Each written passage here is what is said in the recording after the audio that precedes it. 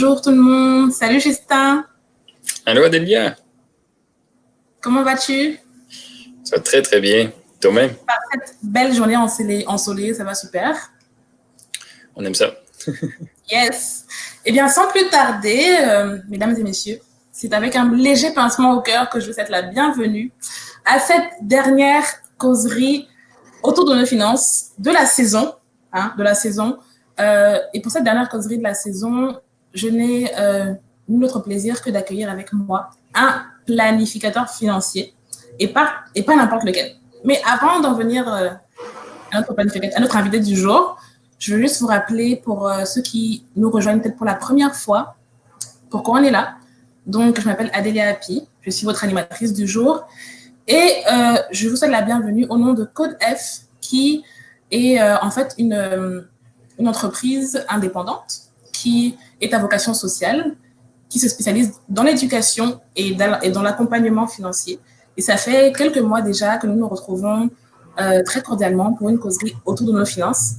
Pour ceux qui étaient déjà là pour les précédentes éditions, le mois dernier, on a eu le plaisir de recevoir Wilfried Ouedraogo et on a parlé d'immobilier. Aux côtés de Wilfried, on avait donc le conseiller hypothécaire, mais également le courtier immobilier. Le courtier hypothécaire et le courtier immobilier. Précédemment, j'avais le plaisir de recevoir également Annick. Alors, cette fois-ci, on reçoit un planificateur financier. Comme je disais, il s'agit de Justin Gélina. Vous vous demandez probablement qui est Justin Gélina. Eh bien, Justin Gélina, c'est quelqu'un qui a vraiment à cœur d'aider les gens. Et dans ce que j'ai pu lire à ton sujet, Justin, ce qui m'a marqué, c'est de ce voyage dont tu parles. En tout cas, c'était un voyage, une mission bénévole que tu as pu faire de 2 ans en Afrique centrale, au Cameroun, dans lequel pays dont je suis originaire, ça me touche particulièrement, au Congo et au Gabon, est-ce que c'est bien ça? Oui, oui. Quelle expérience. Et c'est lors de ce voyage-là, justement, que tu as fait quand même une belle réalisation, j'ai envie de dire, et que tu t'es rendu compte que tu voulais vraiment établir des relations de confiance autour de toi et continuer à être au service des personnes et au service à l'écoute des gens, de toute façon. Et on se rendra compte que c'est une qualité vraiment essentielle pour ton rôle de planificateur financier. Et donc, au retour de ce voyage-là, tu obtiens ton baccalauréat et à la FSA, en administration des affaires à l'Université Laval, et tu te spécialises en planification financière. Peut-être avant d'aller plus loin, j'ai une petite question. Pourquoi tu te spécialises en planification financière à ce moment-là? En fait, j'ai commencé mon bac au retour de mon voyage. Dans le voyage, là, j'ai vraiment appris sur moi-même que j'aimais les relations, que j'aimais être avec les gens, de pouvoir discuter avec eux, puis de les aider à grandir. Et je me suis dit, bon, administration des affaires, peut-être que je pourrais aller en management, quelque chose comme ça, pour aider les gens, aider une équipe. Donc, j'avais eu des rôles de gestion d'équipe pendant que j'étais là-bas. Okay. Donc, c'est un peu ça qui m'a enligné vers le bac en administration des affaires, la FSA. Pendant le bac, par contre, là, j'ai eu le cours qui est redouté pour la plupart, un cours sur les finances. Et contrairement à ce que la majorité de la classe éprouvait pendant le cours, moi, j'avais du plaisir, puis j'aimais ça, je comprenais, puis c'était assez simple, c'était assez facile. Je me suis dit, bon, si ça a l'air d'être quelque chose que les gens redoutent, les chiffres, les finances, les notions de finances de base, peut-être que je pourrais y trouver mon compte. Donc, je savais qu'est-ce que je voulais faire. Je voulais toujours rester proche des gens.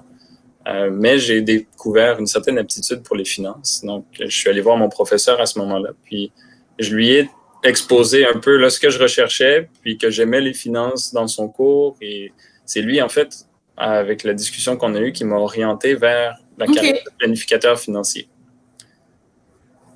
Donc, moi, je ne connaissais pas ça du tout. Intéressant.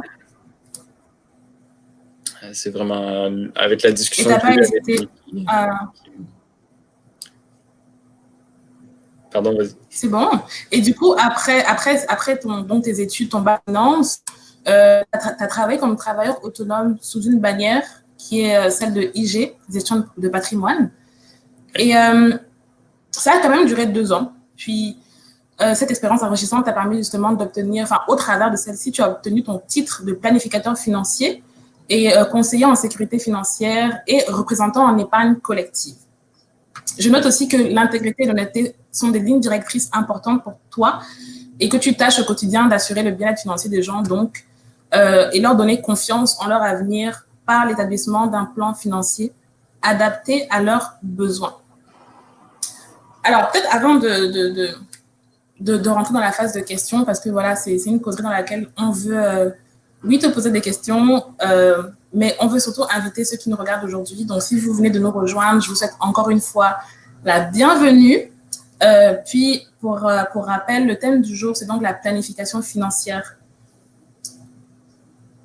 Je pense qu'il y a plusieurs personnes, comme tu le mentionnais tout à l'heure, comme ceux de ta classe pendant ton cours de finance, durant ton bac en administration des affaires, qui effectivement sont assez inconfortables avec les notions que tu trouvais toi de base en finance et qui sont peut-être aussi inconfortables, du moins ne sont pas très familiers avec les terminologies du coup des métiers de ce domaine-là. Donc, je vais juste savoir, est-ce que tu peux nous éclairer un peu plus sur quel est le rôle du planificateur financier et peut-être spécifiquement, et peut-être quelle est la différence avec, par exemple, un coach financier? Ben, le nom le dit, planificateur financier. Mon rôle est de planifier les finances. Donc, c'est de regarder la situation actuelle et puis de planifier où est-ce qu'on s'en va par rapport à ce qui est en place présentement.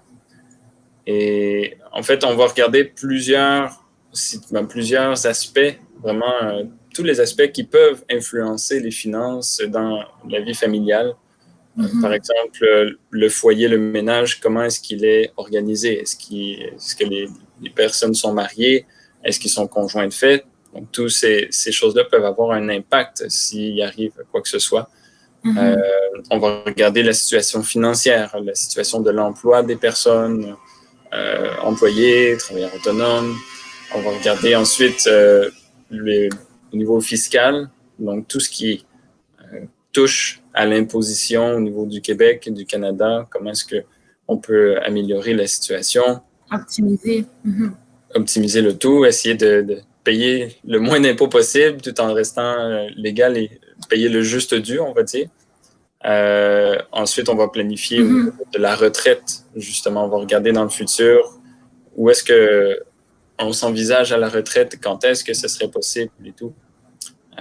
Et aussi, il y a bien sûr toujours un peu moins intéressant à discuter et à penser, mais il faut y penser lorsque advient un imprévu, que ce soit un décès, une maladie grave, une invalidité. C'est toutes des choses qu'il faut penser, qu'il faut discuter. Donc, nous, on s'assure justement de faire une planification, une projection, que si jamais il arrive un de ces imprévus-là, ben, qu'est-ce qui va se passer? Est-ce qu'on est bien couvert? Est-ce que les finances dans le foyer sont correctement gérées pour justement pallier ou subvenir aux besoins advenant un de ces imprévus? Donc, on va vraiment regarder une situation, on pourrait dire une vue en 360 dans la situation financière là, des familles. Et puis, mon rôle est à ce moment-là de discuter avec eux, de regarder quels sont vos projets, quels sont les rêves que vous avez ou quels sont vos objectifs que vous aimeriez atteindre. Et selon la situation que je vois présentement et selon ce que eux me disent vouloir atteindre ou vouloir comme objectif ou comme but, moi, je regarde, est-ce que c'est faisable? Est-ce que les stratégies qui sont en place présentement sont suffisantes pour atteindre ces buts-là? Et selon l'analyse que je fais dans tous ces différents secteurs-là, donc différents domaines là, dans la situation familiale, je regarde quelles sont les stratégies qui pourraient être modifiées pour améliorer la situation, aider à optimiser et à atteindre les buts, et puis, ou tout simplement là, économiser ou mieux protéger la famille. Excellent. Et justement, est-ce que tu peux nous dire 2-3 mots justement sur quelle serait la différence avec le rôle de coach financier, qui est par exemple le service que propose Code F justement? Oui, la petite différence, si je peux faire une analogie qui est un peu plus simple, Un coach financier pourrait être représenté comme une infirmière. Le coach financier va être là pour l'information, les petites questions et un suivi de base, comme la première personne sur laquelle on pourrait aller poser des questions, qu'on pourrait aller demander conseil pour de l'information, pour juste répondre à des petites questions, on peut dire rapides. Les infirmières, une fois qu'ils ont fait leur évaluation, peuvent recommander d'aller voir d'autres personnes. Moi, mon rôle en tant que planificateur financier dans cette analogie-là, ce serait d'être un médecin généraliste. D'accord. Donc, moi, mon rôle, c'est justement d'avoir des connaissances de base dans tous ces domaines familial. Et puis, ensuite, moi-même étant un généraliste, je peux faire affaire à des experts plus spécialisés dans leur domaine, que ce soit au niveau de la fiscalité, je peux faire affaire avec un fiscaliste, avec un comptable, je peux faire affaire avec un notaire lorsque l'on parle de situation successorale, donc de décès ou des choses comme ça. Un planificateur financier va référer justement à soit un conseiller en sécurité financière pour tout ce qui est question d'assurance vie, invalidité, quelque chose comme ça. Donc, le coach financier, son rôle est d'accompagner et d'éduquer financièrement pour, on pourrait dire, des principes de base. Donc, l'établissement de budget, vraiment le suivi plus serré sur des petites notions de base qui vont les aider au quotidien à mieux gérer leur argent. Je comprends.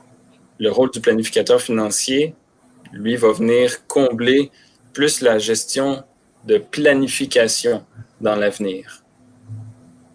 Je trouve ça très, si je prends ma retraite à 65 ans. Oui. OK, pardon. Si, par exemple, si je veux prendre ma retraite à 65 ans, combien je dois avoir de côté? Qu'est-ce que je dois faire pour pouvoir y parvenir? Le coach financier va pouvoir essayer de régler la gestion budgétaire, pour pouvoir informer sur différents types de régimes d'investissement. Mais il ne va pas, à ce moment-là, planifier vraiment combien d'argent, combien d'économies il te faut pour ta retraite. Là, c'est le rôle du planificateur financier d'approfondir un peu plus en détail pour la situation précise là, chez les familles. Okay. Je trouve ça très intéressant, j'allais dire, parce que je sais qu'il y a plusieurs personnes qui ont immigré, notamment au Québec. Moi, j'ai vécu dans différents pays comme le Cameroun ou encore la France, et il me semble que ce sont des métiers qui n'existent pas. Peut-être que je me trompe, mais du moins, c'est pas quelque chose que j'ai découvert ici en arrivant au Québec et au Canada. Donc, je trouve ça vraiment génial qu'on ait accès à ce genre de ressources-là parce que à la fin de la journée, c'est vrai que les finances représentent un paramètre important de notre vie, qu'elle soit familiale, de notre épanouissement personnel, de façon générale. Alors, je me demande, justement, parce que ça m'est un peu inconnu, et je pense que c'est le cas de plusieurs autres personnes, comment faire pour choisir un bon planificateur financier? On a vu un peu ton parcours en commençant la causerie. Tu as fait des études, tu as eu un bac, de ça, tu as eu une accréditation, si je peux le dire, une certification, pardon. Comment choisir le bon conseiller financier, le bon planificateur financier, pardon? Première chose qu'il faut savoir pour pouvoir utiliser le nom de planificateur financier, justement, il faut avoir fait les études appropriées. Donc, c'est un titre qui est réservé au Québec à des personnes qui ont fait un certain cheminement via l'Institut québécois de planification financière, donc l'IQPF. Donc, tout d'abord, pour savoir si quelqu'un est vraiment un planificateur financier, il faut regarder est-ce qu'il a vraiment fait les études appropriées pour se dire planificateur financier. Donc, est-ce qu'il a le certificat reconnu par l'IQPF pour exercer et se dire planificateur financier. Donc, déjà là, à la base, il faut faire quelques petites recherches. Si les gens veulent savoir, là, au niveau de l'autorité des marchés financiers, vous pouvez rechercher le nom de la personne et puis vous pouvez savoir les titres et les permis qu'il détient. D'accord. Donc, il faut justement le titre spécifique de planificateur financier avant toute chose. Sinon, il ne peut pas se dire planificateur financier. Très bien. Sinon, ben, c'est sûr qu'un bon planificateur financier va s'assurer de vraiment poser les bonnes questions adéquates aux personnes avec qui il rencontre. Le but du planificateur financier est d'obtenir le plus de renseignements possible pour avoir vraiment la vue d'ensemble de la situation familiale. Donc, il va vraiment poser des questions, des fois très précises, et aller en profondeur dans la discussion pour s'assurer de bien connaître les personnes qu'il rencontre. Et il faut donc quelqu'un qui est à l'écoute et qui sache justement instaurer un climat de confiance, parce que souvent, il y a des détails qui peuvent être particuliers à partager. Oui. Mais un bon planificateur financier doit vraiment apporter un sentiment de confiance. C'est quelqu'un qui est là pour aider les familles à connaître leur situation actuelle et savoir où est-ce qu'elle s'en va pour les aider à mieux gérer le tout. Donc, il faut être à l'aise avec la personne qu'on a devant nous. Mm-hmm. Si on n'a pas conscience avec elle, ben, on va peut-être omettre des renseignements, on ne va pas tout dire, puis à ce moment-là, ben, la personne, le planificateur financier, ne pourra pas bien faire son travail. Mm-hmm. Donc, d'abord, il faut avoir les études. Ensuite, il faut quelqu'un de confiance qui nous met à l'aise et qui pose les bonnes questions, qui se soucie vraiment des personnes et de la famille. Et c'est pas mal les principales qualités à la première impression là, qui me vient en tête. Là. Très bien. Alors, on a encore d'autres questions parce que on a pu récolter dans les semaines précédentes des questions autour de ce sujet-là. Donc, merci à vous qui avez contribué avec vos questions. Puis, si jamais vous nous rejoignez ou si vous avez commencé à suivre depuis le début, vous le savez déjà. N'hésitez pas à poser vos commentaires, poser vos questions en commentaire sur la page Facebook ou en dessous de cette vidéo-là, c'est encore mieux. Donc, avec les questions qu'il y avait, tu nous as parlé précédemment, par exemple, de vouloir prendre sa retraite à 65 ans ou la situation familiale. Quel est le bon moment, finalement, pour commencer à consulter un planificateur financier? Est-ce que c'est pertinent pour quelqu'un qui est aux études, mais qui n'a pas encore de foyer? Qu'est-ce que tu recommanderais par rapport à ça? Un peu pour revenir à l'analogie tout à l'heure entre coach et planificateur financier. Mm-hmm. Le coach financier peut vraiment être une bonne ressource pour nous aider à mieux gérer notre argent dans l'immédiat. Donc, ils peuvent mettre en place des stratégies qui, au quotidien, vont être appliquées. D'accord. Donc, on va voir d'abord, par exemple, l'infirmière, et selon ce que l'infirmière reçoit comme information, comme diagnostic, peut référer ensuite au médecin. D'accord. Et donc, c'est sûr que les planificateurs financiers ont les connaissances très larges et peuvent aider à plusieurs niveaux, mais souvent, c'est lorsque l'on a une carrière qui est commencée, donc on a des rentrées d'argent, et puis l'idéal, c'est qu'on ait consulté un coach financier pour nous aider à établir peut-être le budget puis certaines bonnes habitudes déjà à prendre en compte. D'accord. Mais c'est sûr que si on ne connaît pas de coach financier, vaut mieux aller voir quelqu'un qui nous oriente au bon endroit que d'attendre. C'est vraiment le plus tôt possible, c'est le mieux. Okay. Mais c'est sûr que idéalement, là, c'est plus lorsque l'on a un travail et puis que l'on commence vraiment à avoir une certaine stabilité, des revenus, que là, ça va être plus pertinent d'aller voir un planificateur financier. Mais dès qu'on a une certaine stabilité dans les débuts, les revenus, il faut à ce moment-là voir à la rencontrer le plus tôt possible pour justement qu'on s'enligne dans la bonne direction le plus vite possible au lieu d'attendre puis que finalement on doit prendre un gros détour. Justement, je te propose, si tu veux bien, qu'on joue un peu le jeu. Voilà, moi j'ai terminé mes études il n'y a pas très longtemps. J'ai commencé à avoir un revenu relativement stable. Et je te rencontre, Justin, Gélina, voilà. J'aimerais commencer à planifier ma vie.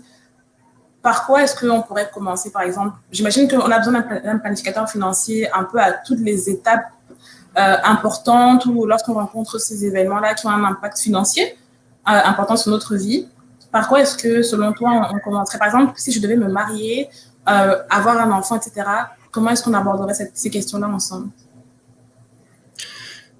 Celle-là est dure à répondre, par contre, parce que moi, mon rôle en tant que planificateur financier, c'est de prendre tous les renseignements dans tous les différents sujets.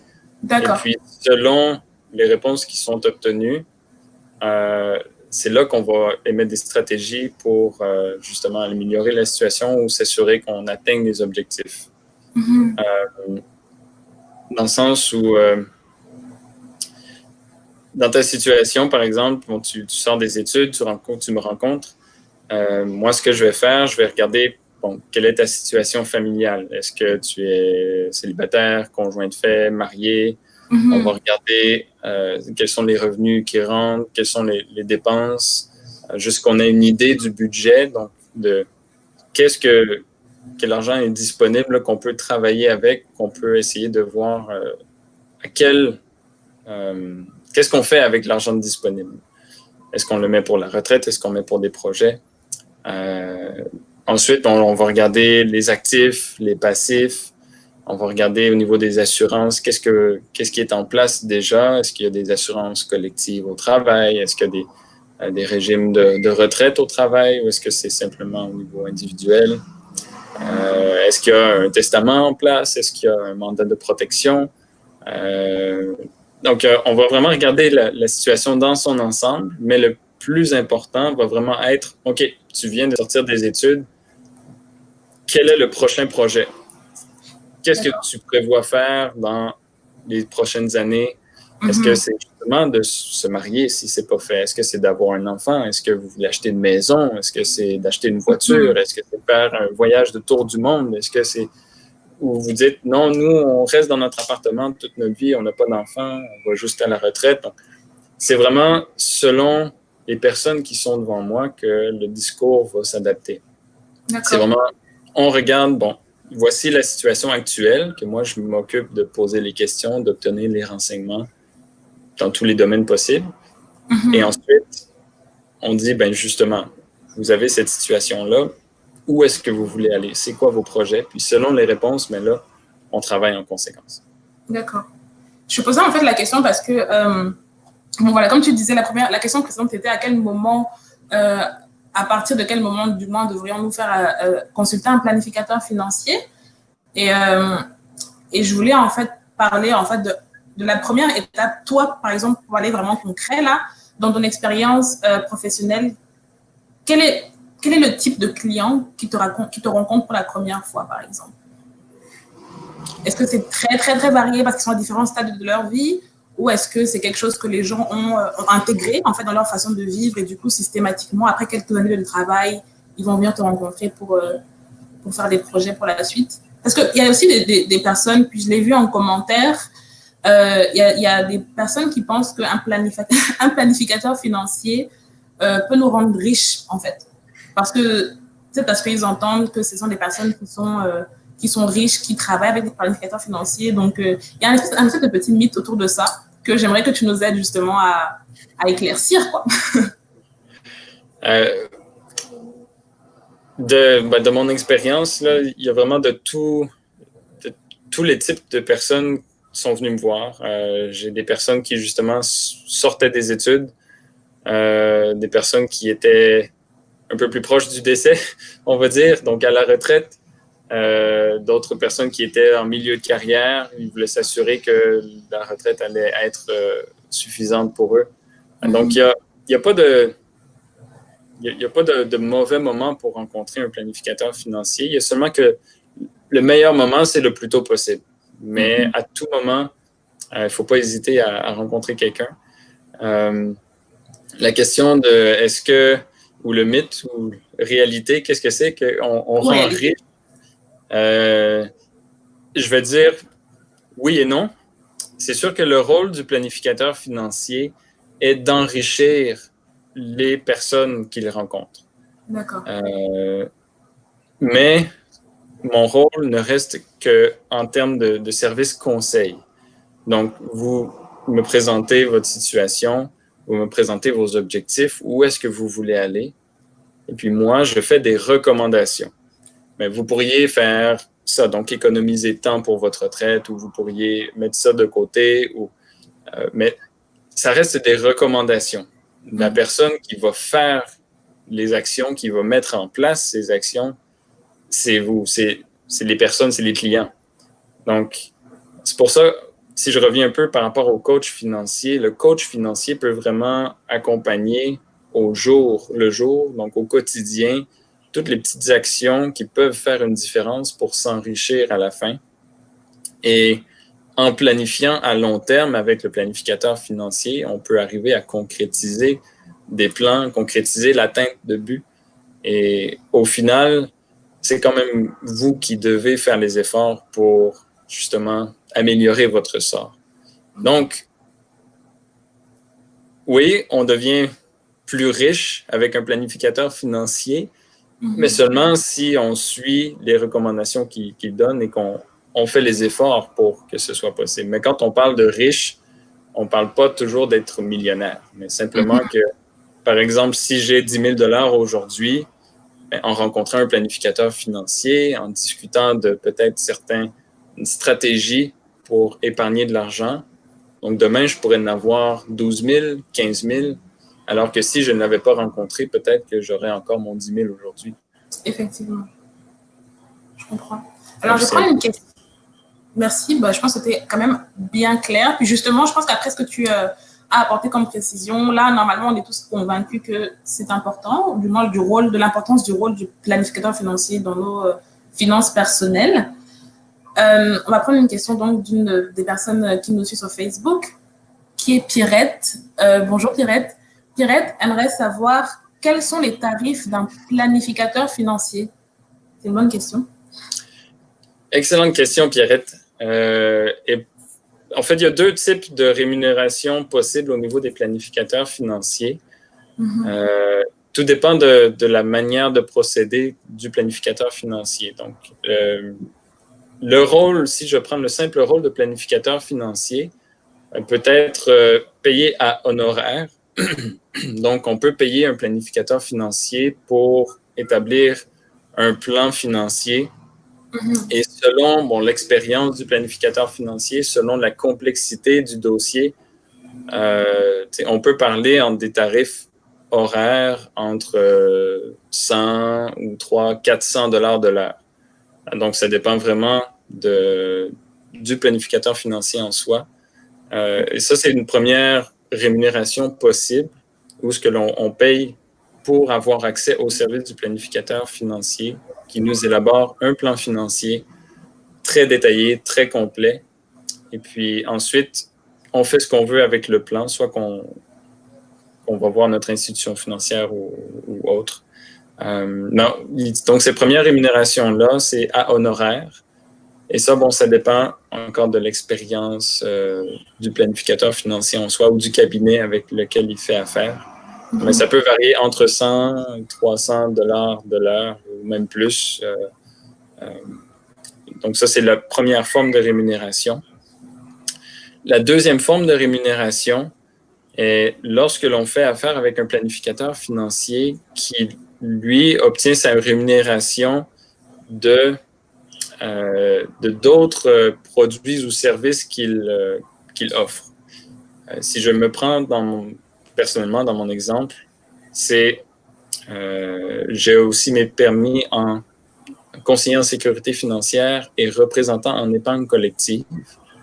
Ce qui fait que moi, j'offre les services de planification financière, mais j'ai aussi la possibilité d'offrir des produits d'assurance vie, d'assurance invalidité, maladie grave, et de faire la gestion des investissements.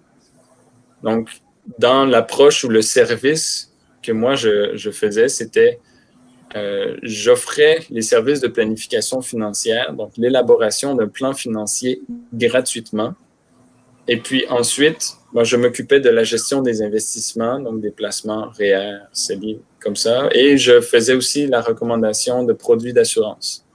Donc, la rémunération se faisait par l'intermédiaire de cette gestion d'investissement-là et des produits d'assurance qui étaient faits. Donc, il n'y avait pas d'honoraires à débourser. Les frais étaient, la rémunération du planificateur financier là, était faite par les autres produits connexes. D'accord. Très bien. Justement, tu parlais de gestion de ce type d'instruments financiers, si je puis le dire ainsi. Et il y a plusieurs personnes qui justement posent des questions à ce sujet-là dans les commentaires. Donc, je vais en prendre un de plus. Alors, on a Karen, impératrice, qui demande, est-ce qu'un planificateur financier élabore des plans pour la gestion des dettes? Très bonne question, Karen. Je vais dire que ça va dépendre du planificateur financier et du service qu'il veut offrir. Si on regarde un planificateur financier, il a les connaissances pour établir les plans de gestion de dette, mais c'est possible que ce soit davantage le coach financier qui va peut-être plus approfondir le tout. Mais dans ma pratique, j'ai eu à faire des plans de gestion de dette parce que si ce n'était pas moi qui le faisais, les personnes n'allaient rien faire, n'allaient pas améliorer leur situation. D'accord. Donc, ça va dépendre, je veux dire, c'est un peu large, mais ça peut dépendre du planificateur et des ressources qu'il peut investir ou autre. Mais dans son rôle, il a les connaissances et peut suggérer, oui, un plan de gestion des dettes très, très facilement. D'accord, très bien. Même si, en réalité, cette partie-là relève plus peut-être du rôle du coach financier. Ça va dépendre encore de la complexité du dossier, mais peut-être le coach financier serait plus en mesure d'accompagner quotidiennement la personne pour gérer les dettes. Très bien, très bien. Alors, on va prendre une autre question de Harold Sipewa. Harold aimerait savoir, est-ce qu'un planificateur financier peut me faire sauver de l'impôt? Bien, lorsque l'on parle des différents domaines d'une planification financière, justement la fiscalité, donc quand on parle d'impôt, c'est ce qu'on appelle la fiscalité, ça en fait partie. Donc, moi, quand je regarde l'état actuel chez les familles, chez les particuliers, on pose les questions sur les revenus du foyer, sur toutes les possibilités pour pouvoir justement concrétiser vos objectifs, mais aussi pouvoir économiser le plus possible au final. Donc, si on vous permet d'économiser, au final, ça vous rend plus riche, si c'est bien géré, bien sûr.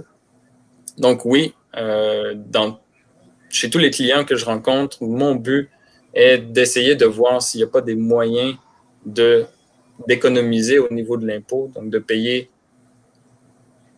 simplement d'économiser, on va dire, de payer le juste dû au gouvernement parce qu'on devient illégal si on ne paie pas d'impôt. Donc, il faut quand même en payer, mais il y a des moyens, des ressources qui peuvent être possibles pour économiser, justement, là, sauver un peu de l'impôt, comme on dit. Très bien. Très bien. Merci, Harold. Oui, merci beaucoup pour vos questions. Harold, Keren, on va revenir à une question de Pierrette qui, merci beaucoup pour vos questions, vraiment, qui aimerait savoir à quel rythme peut-on rencontrer un planificateur financier? Est-ce mensuel, annuel, les rencontres? Une autre très bonne question. Là, ça va vraiment dépendre de l'entente d'offre de services que vous aurez avec votre planificateur financier. Tout dépend de la complexité du dossier. Donc, moi, j'ai eu des clients que, ils avaient un dossier un peu plus complexe et à ce moment-là, ça nécessitait des suivis plus réguliers. Donc, on s'était entendu. Puis ça, c'est une des questions qu'on peut poser, à savoir comment choisir un bon planificateur financier, c'est de s'entendre à ce que tout soit clair et transparent dès le départ. Quels sont justement les coûts? Quelle est l'offre de service qu'il s'entend avoir? Quelle est peut-être sa clientèle qu'il se précise ou qu'il se spécialise? Donc, ça revient un peu à qu'est-ce qui fait qu'on peut choisir un bon planificateur financier. Donc, dès le départ, il y a une entente qu'on doit faire avec le planificateur financier, à savoir, quelle est justement son offre de service, quelles sont ses limitations, s'il y en a, et justement, à quelle fréquence est-ce qu'on va avoir à se rencontrer, juste pour établir justement qu'on soit clair sur les attentes entre le client et le planificateur financier. J'ai eu à avoir des rencontres avec des clients qui étaient à chaque 3 mois. Donc, à chaque 3 mois, on se rencontrait ou on s'appelait, puisque c'était des dossiers un peu plus complexes. D'autres personnes étaient franches avec moi, disaient « Moi, j'ai pas besoin de te rencontrer souvent. On s'appelle une fois par année pour faire un petit suivi s'il y a eu des changements ou des modifications. That's it. » Donc, il n'y a pas de rencontre obligatoire à chaque mois. Donc, ça dépend vraiment de la situation puis de l'entente que vous avez avec votre planificateur financier. Très bien. Alors, je sais que j'ai déjà essayé d'introduire la question un peu plus tôt, mais c'est que j'aimerais vraiment, si possible, avoir un cas peut-être concret de rencontre avec un planificateur financier lors d'une de ces étapes importantes de la vie, pour essayer un peu de mettre un peu plus en image sur le type de rencontre qu'on peut avoir avec un planificateur financier. Donc, au cours de la vie d'une personne, est-ce que tu veux bien, est-ce que tu aurais un exemple justement à nous partager par rapport à ça? Peux-tu répéter la question juste pour être sûr que je la saisisse? Oui, bien sûr. C'est que, est-ce que tu peux nous donner un exemple pour essayer de mettre un peu plus en image, de concrétiser un peu plus le type de rencontre qu'on peut avoir avec un planificateur financier? Parce que j'imagine que ça dépend des étapes justement de la vie auxquelles nous sommes rendus, ça dépend des projets de tout un chacun. Mais juste pour rendre ça encore plus concret, est-ce que tu aurais un exemple comme ça à nous partager? Bon, c'est sûr que si on regarde un peu quelques petites étapes qui pourraient justifier un peu plus, même si je conseille le plus tôt possible la rencontre, mais qu'est-ce qui pourrait faire en sorte de justifier un peu plus la rencontre avec un planificateur financier? Oui. Bon, on vient de débuter la carrière. Après les études, par exemple, on se demande, bon, selon l'emploi que j'ai présentement, qu'est-ce que je peux faire pour justement arriver à atteindre les objectifs que je veux me fixer dans ma vie familiale, personnelle, même professionnelle. Exact.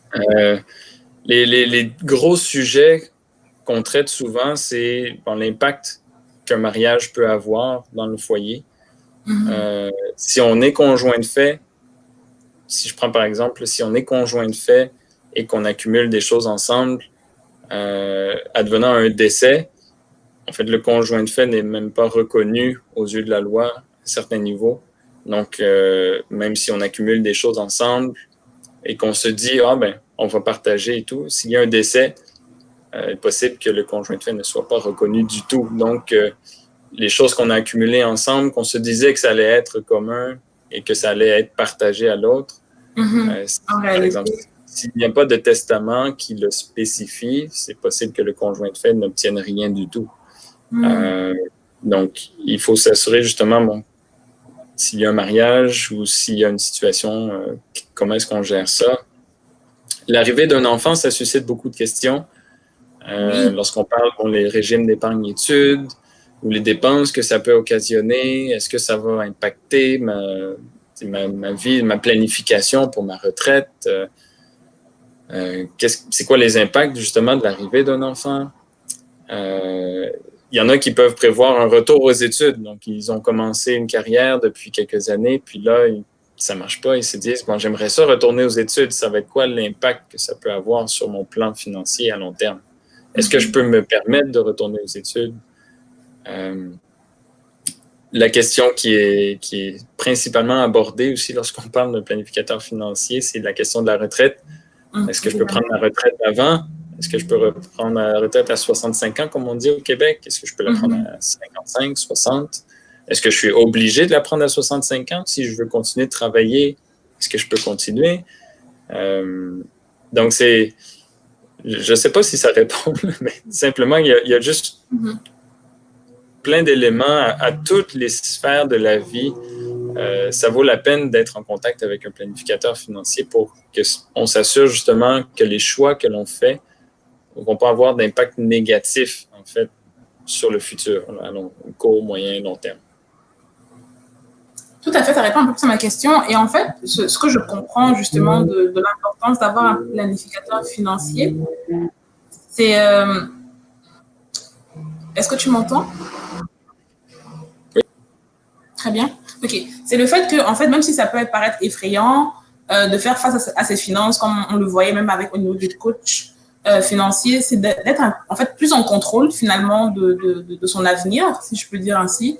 Ça donne une plus grande sécurité aussi. Puis je pense que un des intérêts, du moins une des missions de Code F ou de tout conseiller, planificateur, coach financier, à mon avis, c'est aussi que la personne ait une meilleure santé. Donc, je dirais que, en tout cas, avec ce que tu dis, ça permet vraiment de saisir l'importance d'en avoir un. J'aimerais aussi savoir, parce que c'est quelque chose qu'on entend régulièrement, c'est pourquoi est-ce si important de commencer à prévoir sa retraite tôt?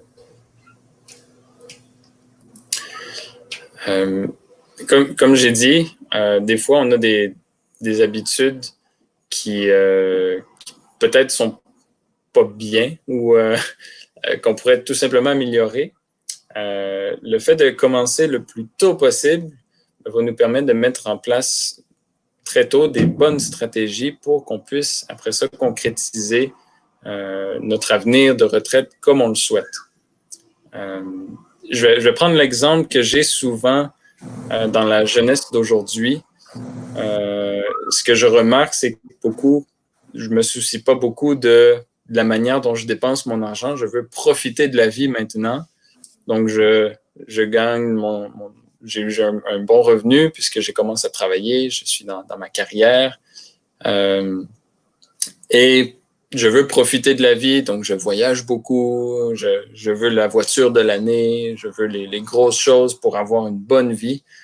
Et peut-être qu'à ce moment-là, ils ont pris certaines habitudes de vie qui, lorsque viendra le temps de la retraite, vont faire en sorte qu'au lieu d'en mettre de côté et de s'être préparé à la retraite, ils vont faire le saut pour dire qu'on n'a peut-être pas les ressources pour avoir la retraite qu'on espérait avoir. Le simple fait de planifier plus tôt que plus tard fait en sorte que si jamais on a un chemin qu'on voudrait prendre, au lieu de prendre une petite tangente croche, ben on peut se ramener sur la bonne voie plus tôt, au lieu que d'attendre à être vraiment très loin, puis que là, ça soit difficile là, d'arriver à temps pour revenir sur le bon chemin. Je comprends. Merci pour ta réponse, Justin. On va continuer à prendre des réponses en commentaire. Et Pierrette, encore, merci, nous pose une autre question je pense, qui a déjà été partiellement répondue, mais on va la reprendre. Comment savoir qu'un planificateur financier est bien? Parce que finalement, on lui raconte toute notre vie, entre parenthèses financière. Ce n'est pas toujours évident de faire confiance. En effet. Par rapport à ça, est-ce que c'est le fait, par exemple, comme on mentionnait au début, toi, tu as commencé comme travailleur autonome sous une bannière. Est-ce que, par exemple, c'est un gage de confiance? Que faire, du moins, pour rassurer, par exemple, quelqu'un comme Pierrette qui ne saurait pas trop sur quoi se baser pour s'assurer que la personne est bien? Ce que j'ai remarqué, d'abord, si on parle avec nos amis, ils peuvent souvent nous indiquer des personnes avec qui ils font affaire. Si cette personne-là est une référence d'un ami, déjà là, ça va nous aider à savoir que, OK, il lui fait confiance, peut-être que je peux lui faire confiance, parce que je comprends que parmi la multitude, différentes institutions financières, différentes compagnies justement de gestion de patrimoine, sont possibles. Il y en a tellement qu'on se dit où commencer, où chercher. Exact. Donc, c'est sûr que la première option qui me vient en tête, c'est justement d'en parler avec nos proches, des personnes avec qui on fait confiance. Peut-être qu'eux font affaire avec des personnes qui pourraient nous mettre à l'aise aussi. Mais c'est vraiment, si jamais on fait quelques recherches, il faut s'assurer du parcours de la personne, comme je l'ai déjà mentionné. Il faut s'assurer, c'est quoi le parcours du planificateur financier? Est-ce qu'il est vraiment planificateur financier? Donc, juste de demander un peu qu'est-ce qui a poussé la personne à être planificateur financier, connaître un peu son background, connaître la personne avec qui on fait affaire pas juste professionnellement, mais juste quel genre de personne est-ce qu'il est? Est-ce qu'il s'implique dans la communauté? Est-ce qu'il... donc, juste de rechercher un peu d'une personne avec les mêmes valeurs. Quelqu'un qui nous ressemble, finalement. D'accord. Quelqu'un qui nous ressemble. Et le plus gros, selon moi, c'est une fois qu'on est devant la personne, ben on discute, là, on pose toutes les questions qu'on veut, on ne fait pas une confiance aveugle, mais on discute vraiment, puis on fait un peu appel à son instinct dans le sens où on regarde comment est-ce qu'on se sent devant cette personne-là. Ça m'est arrivé, moi-même personnellement, dans des recherches d'emploi, dans des choses comme ça, que il n'y a pas de mauvaises entreprises.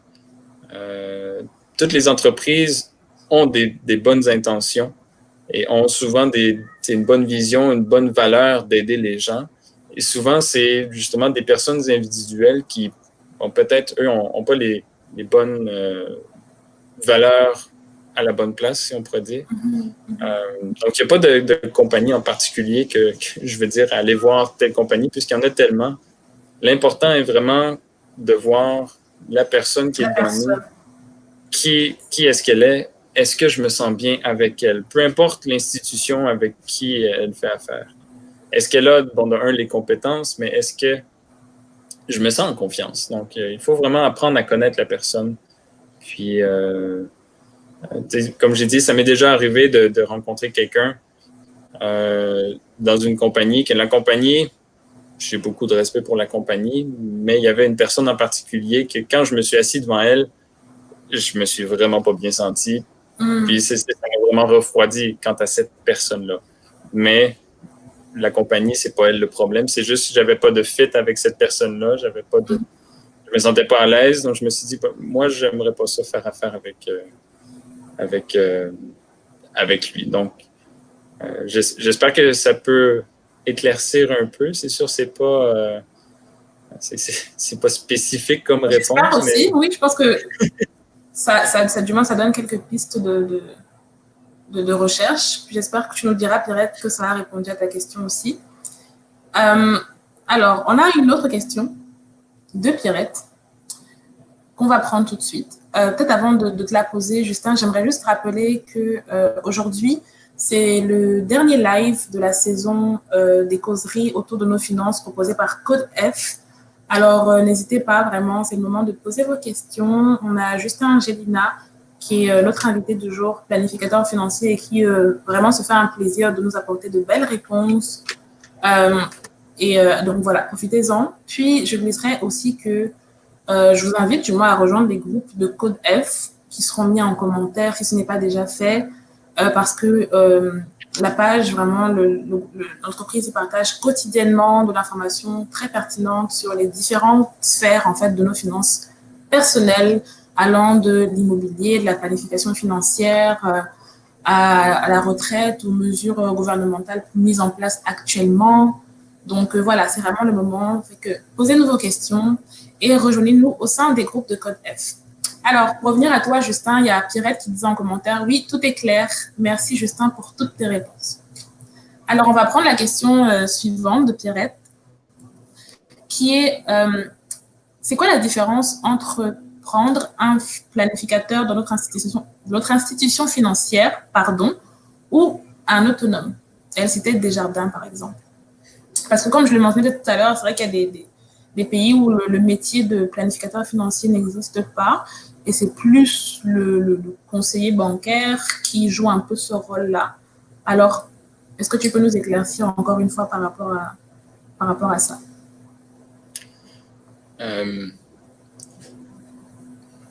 Très bonne question, d'une part. Merci, Pierrette, de la poser. Si la différence que je vois, que j'ai en tête, c'est l'offre de service, en fait, que le planificateur financier peut offrir. Bon, tu as mentionné Desjardins. Je vais prendre l'exemple de Desjardins. Donc, un planificateur financier ou un conseiller financier chez Desjardins ou dans d'autres institutions bancaires traditionnelles, si je peux dire, souvent, ils vont travailler avec, on pourrait dire en silo, mais ils vont travailler avec certains certains domaines spécifiques dans leur rôle. Donc, le conseiller en gestion de patrimoine ou planificateur financier, lui, va s'occuper, par exemple, de la gestion des investissements, donc des placements. Par contre, s'il y a des besoins au niveau des assurances, donc assurance vie, invalidité ou maladie grave, à ce moment, lui va référer à un de ses collègues dans un autre département qui va traiter spécifiquement des assurances.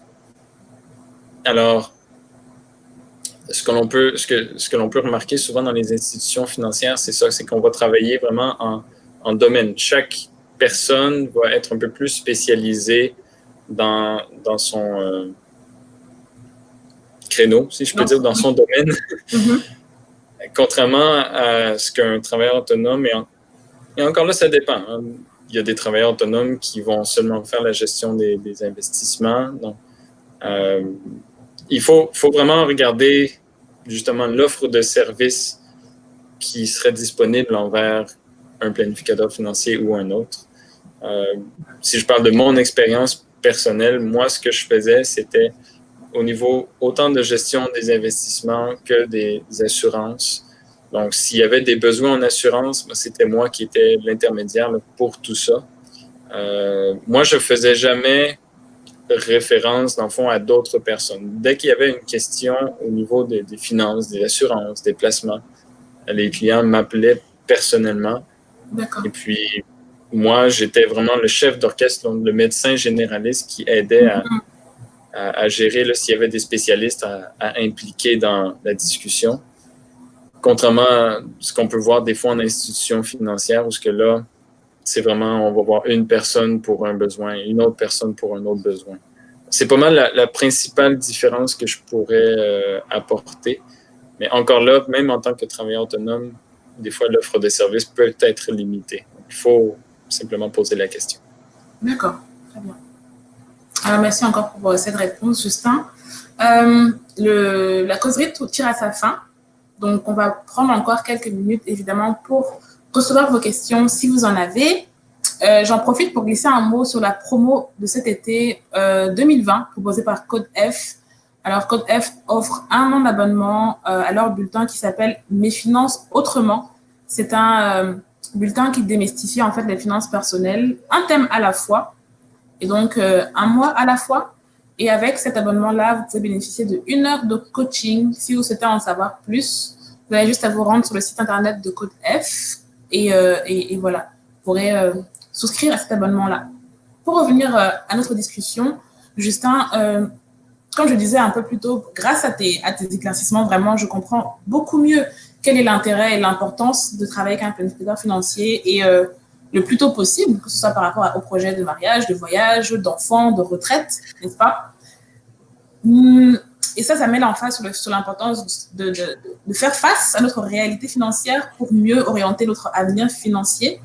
Pourquoi est-ce que, selon toi, je poserai la question au planificateur financier et peut-être à la personne aussi, pourquoi est-ce si important de gérer, on va dire de gérer son argent avec un planificateur financier? Et peut-être que tu peux faire un lien, je ne sais pas, avec ce qui se passe actuellement. Est-ce que, pour donner une situation peut-être un peu plus concrète, actuellement, je sais qu'il y a plusieurs personnes qui voient leur situation financière peut-être chamboulée. Est-ce qu'ils ont bénéficié d'un coussin d'une certaine manière, ou est-ce qu'ils ont été mieux préparés à ça parce qu'ils ont travaillé avec un planificateur financier? C'est une question qui est un peu longue, mais c'est justement pour te donner la liberté de nous éclaircir par rapport à ça. C'est sûr qu'avec les temps qu'on a vécu, c'est pas quelque chose qui est habituel, mais ça fait partie de mon rôle de justement, quand on dit de planifier, c'est de prévoir toute éventualité. Que ce soit un décès, que ce soit une maladie dans la famille, que ce soit une crise financière. Mon rôle est justement de s'assurer que s'il arrive quoi que ce soit, au moins qu'on ait des mesures mises en place pour que l'impact financier soit, si pas neutre, ou soit pas négatif, là, ou qu'il soit vraiment limité. Parce que c'est sûr que la crise elle a eu quelques impacts négatifs au niveau des investissements, les marchés boursiers et tout. peut-être la recommandation que je pourrais faire, puisqu'on est encore dans un futur incertain, est justement de se préparer financièrement à ce que les choses, si jamais il arrive quoi que ce soit, qu'on soit prêt cette fois-ci, si on ne l'était pas Oui. Il y a quelques mois. Il faut avoir un coussin financier, il faut assurer des réserves justement de liquidité en termes d'argent. Il faut de l'argent de côté qui est accessible. Si jamais on se retrouve où ce qu'on doit perdre notre emploi, ou ce qu'on doit quitter notre emploi, ou ce que le COVID refait une deuxième vague et qu'on doive justement rester en confinement, est-ce qu'on a des liquidités pour payer nos factures ou est-ce qu'on s'appuie seulement sur des cartes de crédit, des marges de crédit? Donc, il faut se préparer, pas seulement avoir recours au crédit, mais avoir des liquidités justement pour ce qu'on appelle un fonds d'urgence. Si jamais il arrive quoi que ce soit, qu'on ait des ressources financières à notre disposition pour pouvoir nous aider à passer au travers des moments plus difficiles. C'est la première recommandation que je pourrais faire, là, de se constituer un certain fonds d'urgence pour justement nous préparer si jamais il arrive quoi que ce soit, là, qu'on puisse être prêt. Très bien. Je pense que je rebondirai avec la question de Harold, à laquelle quelque part tu viens un peu de répondre. Tu me diras si tu veux peut-être rajouter quelque chose, qui est, d'un point de vue global, que nous conseillerais-tu de faire face à la crise actuelle qui nous plonge dans un contexte de futur financier incertain? Excuse-moi, je pensais que ta dernière question, c'était un peu sa question à lui, donc je pense que je lui ai répondu. Définitivement, je pense que pour rappeler peut-être la réponse de Justin Harold, c'était de se constituer, peut-être déjà de prévoir de se constituer un fonds d'urgence au cas où adviendrait à nouveau une incertitude de ce genre-là, ou au cas où il y aurait peut-être une deuxième vague qui nous pousserait à retourner en confinement. Donc, c'est bien ce que j'ai retenu, hein. Ce serait peut-être de penser à court terme, de se constituer un fonds d'urgence pour mieux anticiper ce genre d'événement-là. Oui, c'est pas mal ce que je recommanderais, là. Si d'abord j'ai bien compris ta question originale, si je peux dire, oui. Pourquoi est-ce que c'est important de gérer son argent? C'est simplement, là, l'argent que l'on gagne, on travaille dur pour le gagner. Puis il faut savoir comment le dépenser.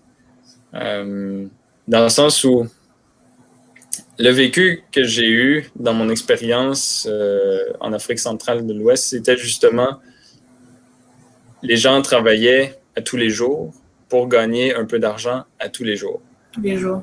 S'ils en avaient, ils étaient contents, ils pouvaient à ce moment-là subvenir à leurs besoins.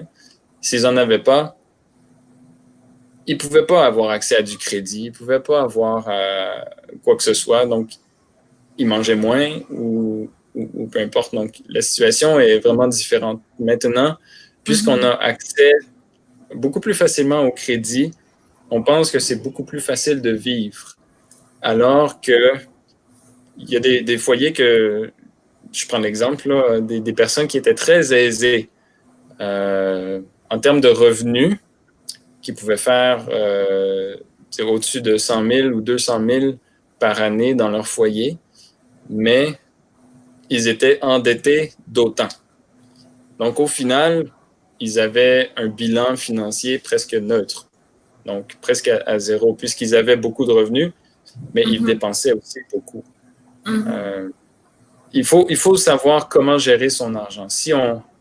Justement, et c'est là un peu le rôle du coach qui, à tous les jours, va pouvoir nous aider dans des petites décisions quotidiennes qu'on fait à mieux gérer ce qui rentre. Puis, moi, mon rôle, ça va être justement là, de planifier selon les habitudes qui sont là présentement, où est-ce que ça s'en va. Donc, il faut apprendre à prendre le contrôle sur nos finances et pas se laisser contrôler par notre argent.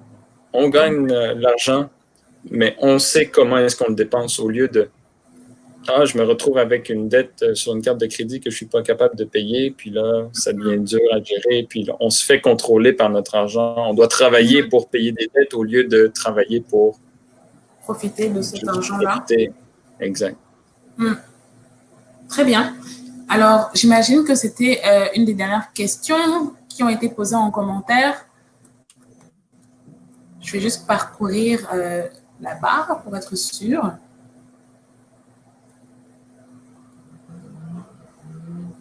Mais je crois que oui. Alors, ça fait... je croyais que oui, mais ce n'est pas encore le cas. On a une dernière question qui vient d'arriver de la part de Harold. Merci beaucoup pour tes questions, Harold, qui rebondit sur ce que tu disais en fait il y a quelques instants. Il dit, parlant de crédit, j'ai de l'épargne de côté. Me conseillerais-tu de rembourser mon crédit ou de saisir une opportunité d'investissement qui vient de me tomber dessus? C'est une question très générale, mais qui nécessite une réflexion très précise.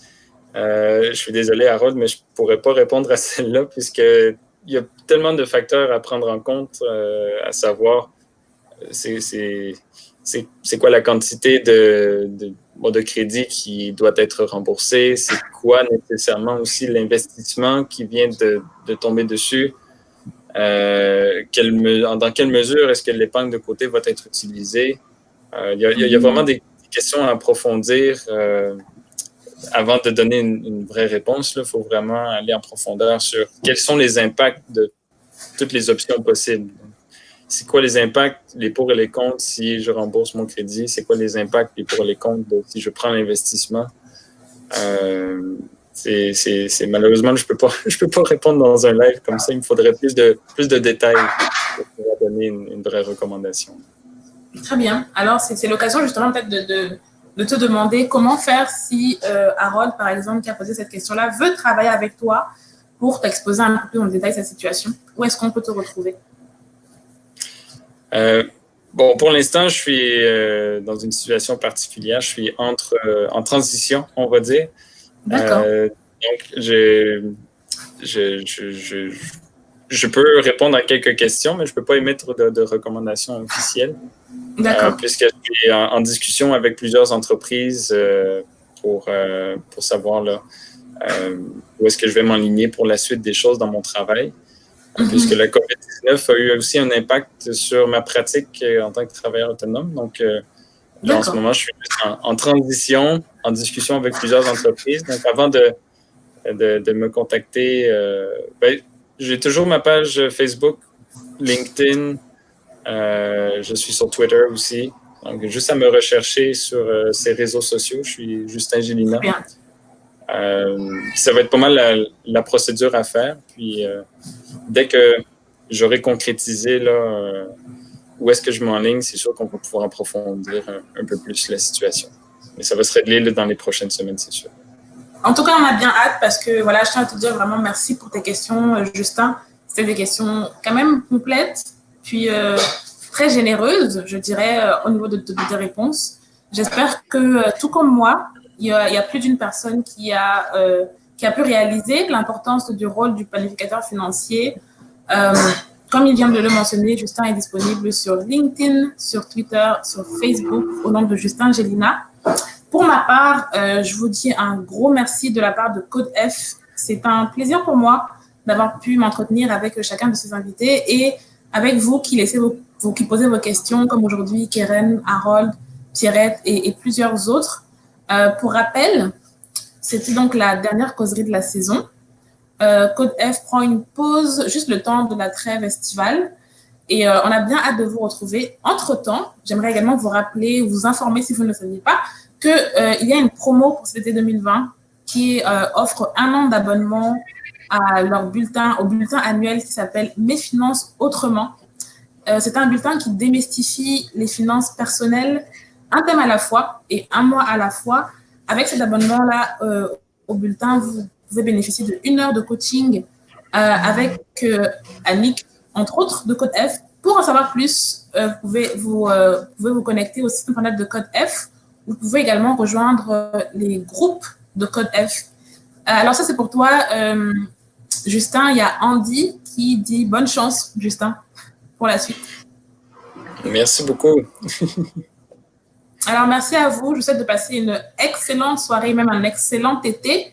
Merci de nous avoir posé vos questions, de nous avoir suivis. Et n'hésitez pas à profiter de la promotion qui est en cours. Et j'ai envie de vous dire pour terminer, passez un très bel été. À bientôt. Merci encore, Justin. Merci beaucoup, Adélia. Merci à tous de votre participation.